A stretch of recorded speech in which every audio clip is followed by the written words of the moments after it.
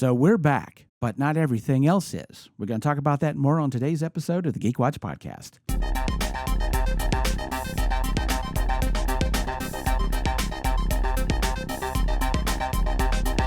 This is the Geek Watch Podcast with Brian Hatcher and Mandy Petry.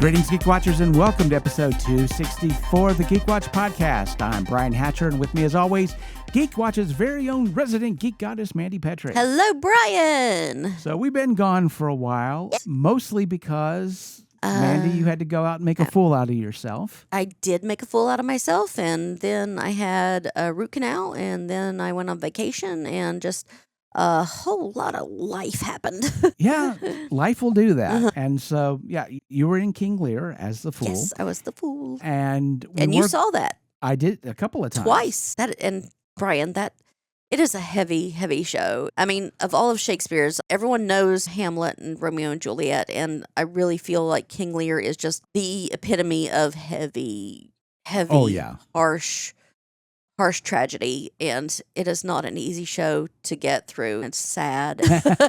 Well, I do support my friends for sure. But then, of course, we were thinking about trying to record in between things. But then, of course, I had a family emergency I had to deal with. And so we are here and in the studio. We are back in the studio. Very hot summer day, Brian. Yes, unbelievable. But fortunately for us, the world hasn't blown up. Too soon? Yeah, I suppose. But I don't want to go through a full in memoriam of today, but I wanted just to mention this specifically because of a strange coincidence around it. But Anthony Head passed away. Most people remember him as Giles. In Buffy the Vampire Slayer. Yep. But he was also the evil alien headmaster in an episode of Doctor Who. Yes. Mm-hmm. And Reboot the Genetic Opera. Which is the reason why I was thinking about this, because the Sunday before he passed away, there was a showing at our local movie theater of Repo. Was there? Flashback. And so I was familiar with Repo. I hadn't seen it on the big screen. I went to see it on the big screen that week following when he passed away. I'm glad I got a chance to see it on the big screen. Of course, Anthony Head has been a huge part of geek culture. Yes. Even to the layperson in the early 90s, he was a big part of a serialized commercials having to do with coffee, where he and a woman were falling in love over their coffee. Apparently a big deal in the 90s. They were watching this coffee couple, and people will remember that. If you remember the coffee couple, he was a part of the coffee couple. Oh, yeah. And if we want to talk about mainstream, people would probably remember him recently as being the evil ex-husband in Ted Lasso. I don't watch Ted Lasso, so... Yeah, so he was the ex-husband of the female owner of the soccer team that Ted Lasso coached. Probably the most famous scene, if anyone's ever watched the show or have seen clips of the show, is when his character challenges Ted to some darts to get the opportunity to... He says, if I beat you, then I get to set the lineup for the next game. Because he didn't agree with Ted's placement of one of the players, of putting him on offense instead of defense. And so that particular scene is very famous because, of course, it's one of the best monologues out of Ted Lasso, where Ted's saying he was taking his kid to school and he saw this quote, "Be curious, not judgmental." And he said, I like that. He said, people have been judging me all my life, and I began to realize it wasn't about me. And so he's facing this dartboard, and it's like, oh, here's this American. He's going to be playing darts for the first time. And he needs like a crazy score to win. And he throws the first dart that lands exactly where he needs it to land. He said, because if people were curious, they would ask questions like, so Ted, have you ever played darts before? And he throws another one exactly where it needs to go. And he says, and I would have said, yes, sir, I did. I played darts every Sunday with my father, starting when I was 10 years old to when I was 16 when my father passed away. Oh. It's this great scene, this turnaround where you, like everyone else, thinks, this is aw shucks American guy. First time he's been in an English pub, probably never seen a dart before. And It's a brilliantly written, brilliantly acted scene. If you've never watched the show, you'll see that scene is easy to find on YouTube. And of course, Anthony Head's character is a big part of that scene, and the playoff between them is great. And so, like I said, I did definitely want to mention Anthony Head because, like I said, I definitely was thinking about him during Repo, and then, of course... Oh, yeah, and something that you probably, and others may not, that in the 1990s, he was Frankenfurter. Yep. Yes, and he had wonderful, wonderful singing voice, oh, yeah. And he sang in Buffy, and if you ever get a chance to look him up and listen to his... Yeah, and of course he sang all in Repo as well. Oh, yeah. Repo is musical. It's a musical. Yeah, Repo, the genetic opera. Yeah, he is, of course, the titular Repo Man character where he repossesses human organs. If you cannot pay for them. Yes. Yeah.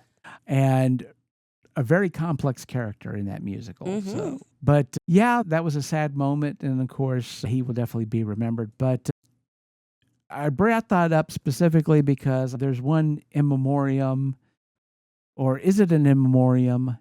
The jury's still out on this, but let's talk about Doctor Who. In 1989, Sylvester McCoy was playing the seventh Doctor. Yes. And he delivers a line at the end of an episode that was very significant and very historical, although at the time many of us didn't know. Somewhere the tea's getting cold? Yes. He's walking away from the camera with Ace, and you hear his voice in a voiceover where he says, "There are worlds where the sky is on fire, where the oceans sleep and the rivers dream. People made of smoke and cities made of songs. Somewhere there's danger. Somewhere there is injustice. And somewhere else, the tea is getting cold. Mm-hmm. Come on, Ace, we have a job to do." And that was the end of the episode. What we didn't know was it was also the beginning of a period that Doctor Who fans have referred to as the wilderness, because those were the last words we heard from Doctor Who for a very long time. Classic Who. Yeah. Yep. That was the ending of Classic Who. We didn't see any more Doctor Who except for the Fox TV movie, and we wouldn't see it back onto our screens until the early 2000s when it was brought back by Russell T Davies. Right. Recently, the BBC has announced that they are sending Doctor Who out to Tinder and that Bad Wolf is no longer producing the show. And also, that means that the Christmas episode we were promised is not going to happen. Yep. That has been a bunch of questions. Why did you promise us a Christmas episode when we weren't going to get it? Why didn't you tell us you were going to put the show to tender? Which, let's be clear right off the bat, putting the show to tender does not mean that the show is canceled. Doesn't mean... It basically means that they are sending out the notice, any production studio, that said, if you want to make Doctor Who, come talk to us, do your pitch, and we'll discuss you as a production company. And it took them a while to admit that there wasn't going to be a Christmas episode. All the contradictions from Russell T Davies. He's like, I've got several versions of the script too. I haven't written a script. And there were a lot of people who were kind of looking at him side eyes because he was really excited and working on a new show called Tiptoe. And it was all that he could seem to talk about. And they're like, well, wait a minute. Don't you have a Christmas episode of Doctor Who to do? And he wouldn't really answer any questions about it until eventually he said, well, the BBC is getting ready to make an announcement in a week. And so they made the announcement, which was, we're not doing the Christmas episode and we're putting the show out to Tinder. Someone swipe right. Yeah. Tender, not Tinder. Yeah. So, but it's funny. But yes. It's just funny. If you say so. I don't want to get too much into the speculation. I mean, everyone else has pretty much done that. I just feel like the mutual decision for Bad Wolf to leave probably wasn't as mutual as they're trying to make that come off as sounding. And there's definitely a lot of stuff going on behind the scenes. What really disappoints me is that, of course, they ended the show with Billie Piper becoming, well, she wasn't credited as the Doctor. But with the Christmas special coming up, I thought, well, as much as this looks like they're pulling this just out of their asses, they've got a plan. And now what do? There's not going to be a Christmas episode. And so anyone who decides to pick up the show and produce it, they're going to have to figure out what to do with this, including, is Billie Piper even going to be available? She just basically agreed to do this. And yeah, apparently they did just kind of pull this thing out of their ass to keep people interested, because they had lost the Disney deal. They already knew that. Disney really wasn't interested in doing anything else Doctor Who, including airing a show series that they have that they could just show that they've already paid for. We still haven't seen the war between the land and the sea, and we probably never will. At this point, we don't have a whole lot of information because the BBC doesn't have a whole lot of information, or at the very least, if they're talking to people, they're not telling us, which makes sense. Until they have something to announce, there's nothing to announce. But I am concerned about the tender because, sure, there are a lot of studios out there that could be willing to pick up Doctor Who. I mean, big studios. Apple could be willing to do it. Netflix could be willing to do it. But where I see the sticking point in all of this is that studios that big, if they take Doctor Who, they're not going to just want to be able to produce the show. They're going to want a piece of the IP, if not the entire IP. Right. They're going to want to buy the IP. And the BBC ain't going to sell the IP. Now, they did say that they are still interested in Doctor Who, and they don't want people to get the idea that they're putting the show to bed. You know, we'll revisit, maybe bringing it back later or whatever. But we're canceling the show for now. They have been very careful in saying, well, you know, the show isn't canceled. And I get why they want to do that, because there are a lot of talks about doing a soft reboot or doing a hard reboot. And that's the other thing, too, is that if a company comes in, what happens if they want to do a hard reboot and start over so that they're not beholden to 60-some years worth of backstory? The fans would revolt. I think so. So let me put you on the spot here for just a minute. Let's say your phone rings and you pick it up, and it's the BBC. Mandy, we want you to take over as showrunner for Doctor Who. Now, I'm not going to, at this point, ask you what you would do because the answer is obvious. You'd think somebody was pranking you and you hang up. Of course. But say they called back. Okay. And you realize, oh my God, this is the BBC. Uh-huh. And you decided, okay, I do want to be the showrunner. What ideas do you think you might have for the show? What would you want to do with the show? Is there any changes, first of all, that you think you would need to make to the show? I would think I would go with the formula that works best. Try to go with equal parts like historical, modern, and future and alien, you know, kind of have equal parts of each. Try to have the social commentary, just like the Twilight Zone did, you know, just enough there to know what it is. Try to be what people love. Try to do what people love about Doctor Who throughout an entire run. Everything that people loved about, and just try to honor that in what it was. Yes. Do you see yourself making any changes to the format as far as the episodes? Do you do like self-contained single episodes like they've done a lot in the rebooted series? Or would you maybe go back to where they would do short episodic episodes where you have kind of like the half-hour serials? Like that serial where you have like 3 or 4 episodes that are serial. I guess it would depend on what platform it was on. If it was on like a BBC where it was going to be a weekly series, I would want to do the self-contained episodes. If you could sit down at a streaming platform and watch 2 or 3 episodes at a time, I wouldn't mind doing the half-hour, tune in next time, bat time, same bat channel kind of thing. I wouldn't mind. I think that I always enjoyed that from Classic Who, and having 6 episodes of the same story. I enjoyed that. So that would factor into it. So either way, you know, as long as that would depend on really where it was showing.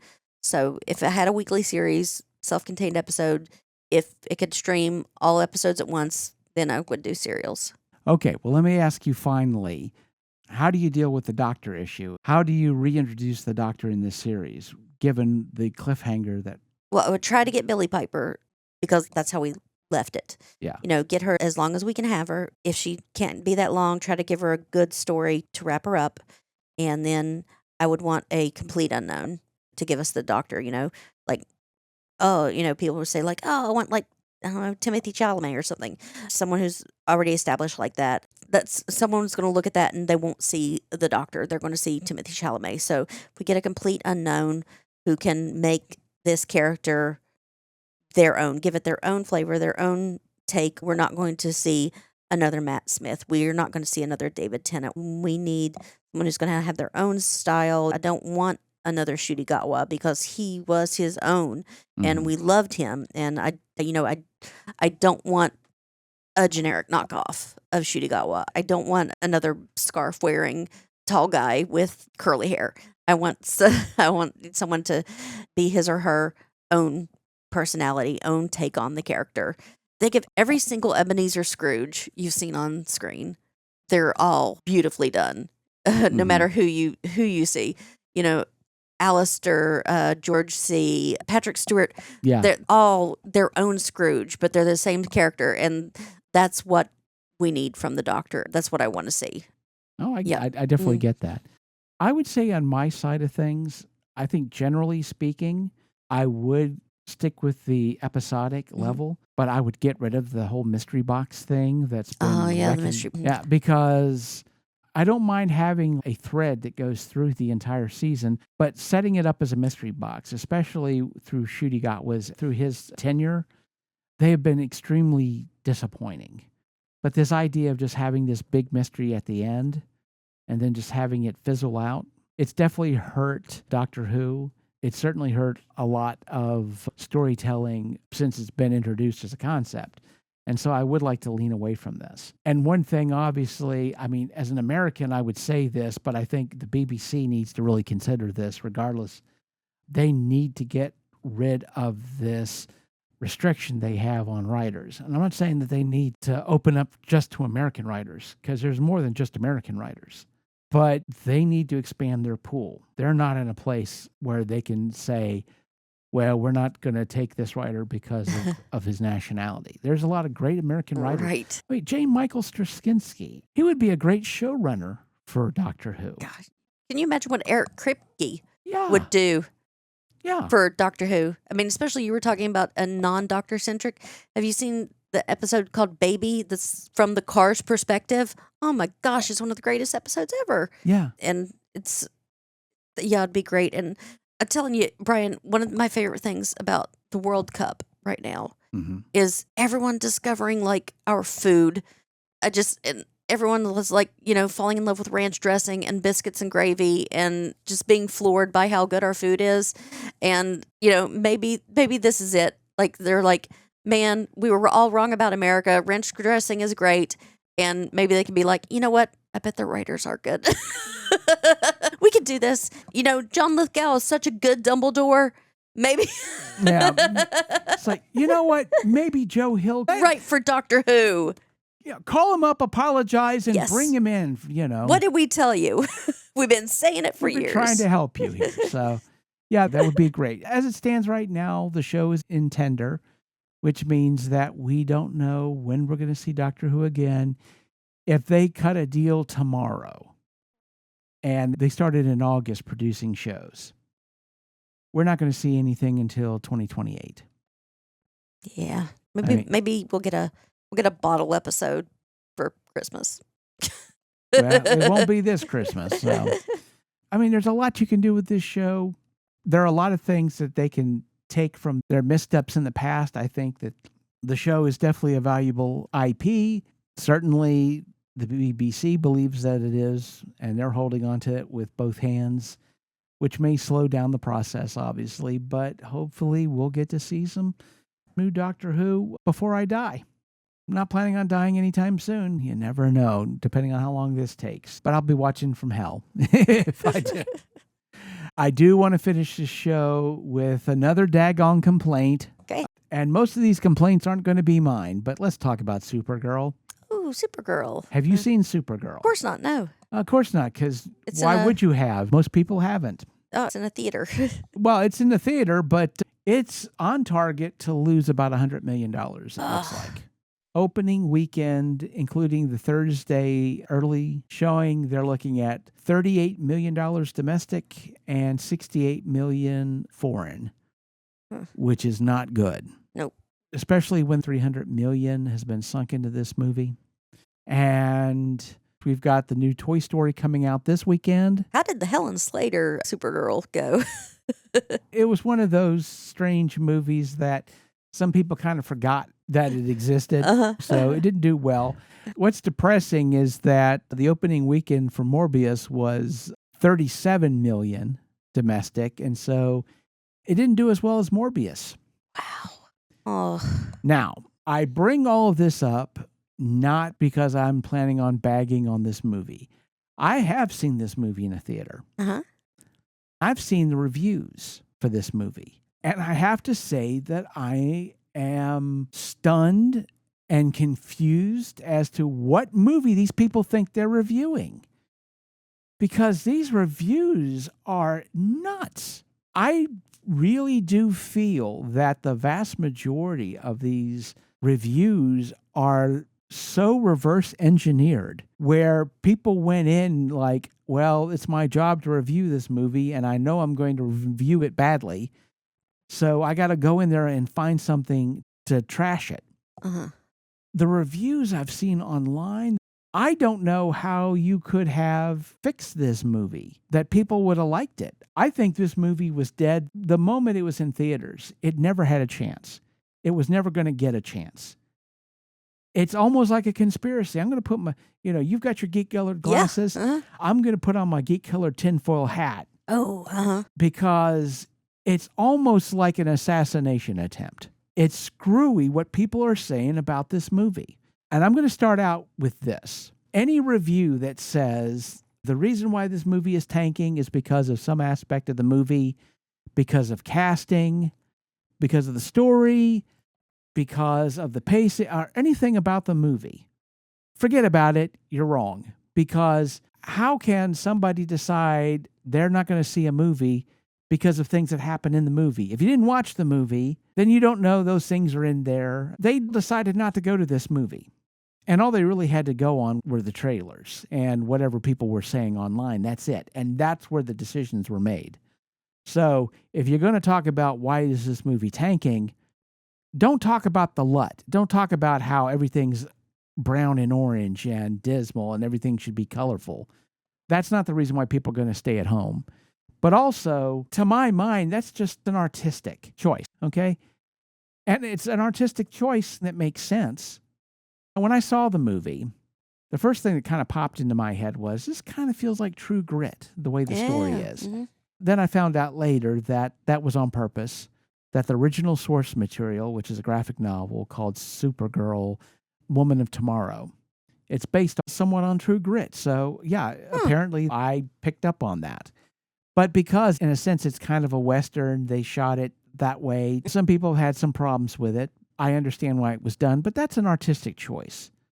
You can't say a movie's bad because I wouldn't have done it that way. I don't think that's appropriate. But again, there's some of these reviews that I've read, that I've heard online, they're talking some crazy stuff that I'm like shocked that people are saying.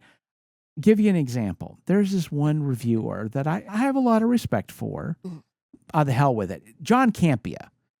John Campea reviewed the movie. He didn't like it, and fair enough. You don't have to like the movie.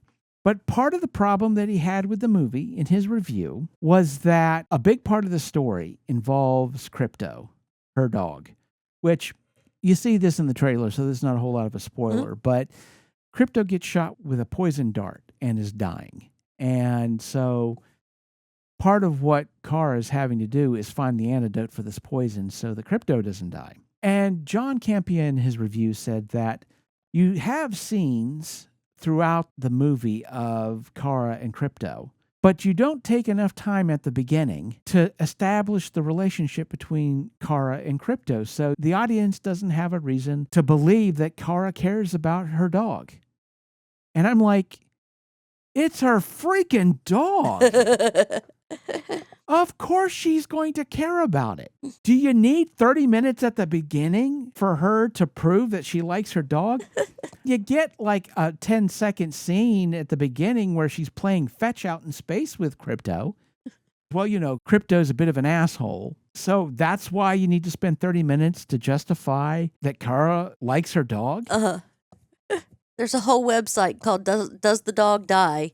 Just because we love the dog so much. Yeah. I mean, you get in so much trouble killing the dog in a movie, and it's not even our freaking dog. Stephen King, the worst fan letters he got was because Greg Stilson kills a dog in the Dead Zone.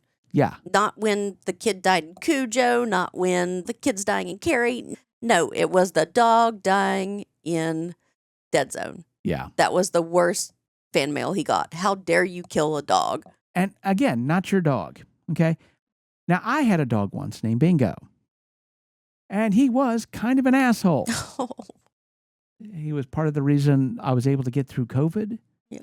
And the day when he had the seizure, and he was yelping and shaking because he was in pain and he was scared and he was confused and wasn't in his right mind, and I had to wrap him in a towel because he couldn't control his bowels. And I had to take him to a vet and then have him put to sleep. And for 2 months after that, I would go through a drive-through and order chicken nuggets, but then have to stop myself because I'm like, I don't have to take him chicken nuggets home anymore. I don't need 30 minutes to explain to you why this affected me, because you know, everybody freaking knows, even if you don't have a pet. And so it seemed to be like the most obvious thing, but that's something that the movie got criticized for by John Campea. Yeah. A lot of the problems that I've heard people have with this movie, they're pulling them out their butts, man. And many of these reviews, complaints, and problems with the movie are things that if the movie did the exact opposite, people would have a problem with it. Yeah. It was adapted from the graphic novel, and they said, well, it doesn't follow the graphic novel close enough, right? That's a movie. Yeah. And yeah, you don't want to go straight up what the graphic novel is, but if they had decided to do that and they made it exactly like the graphic novel, people would have been saying, well, you know, it didn't take enough chances. It's just like a shot-for-shot remake of the graphic novel. What's the point of making the movie if you're just going to do that? I feel like this movie caught a bunch of strays. Everybody's talking about this movie and they're complaining about this movie, but they're really complaining about something else. This movie is just basically the stand-in for everything else that people have had problems with. And that includes the people who have a problem with this movie for no other reason but that Zack Snyder didn't direct it. So I don't know how you fix this movie, what you could have done with this movie to make people happy.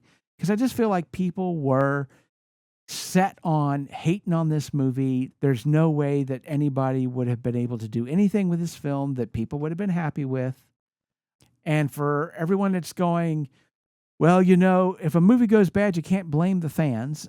And I get that.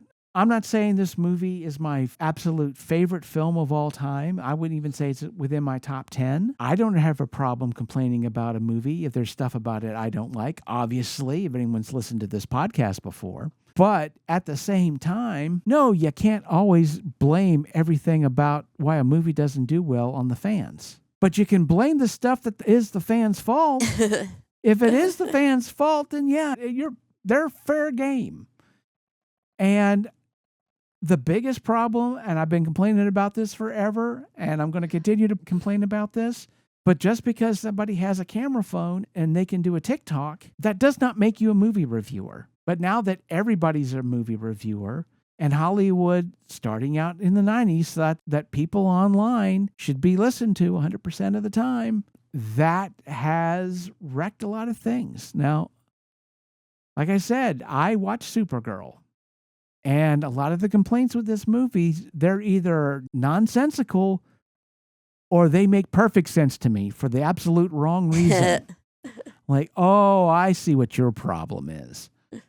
And there are some parts about this that, yes, I am going to blame some fans on because they were set to hate this movie. It didn't matter what it did. They're writing their bad reviews about the film.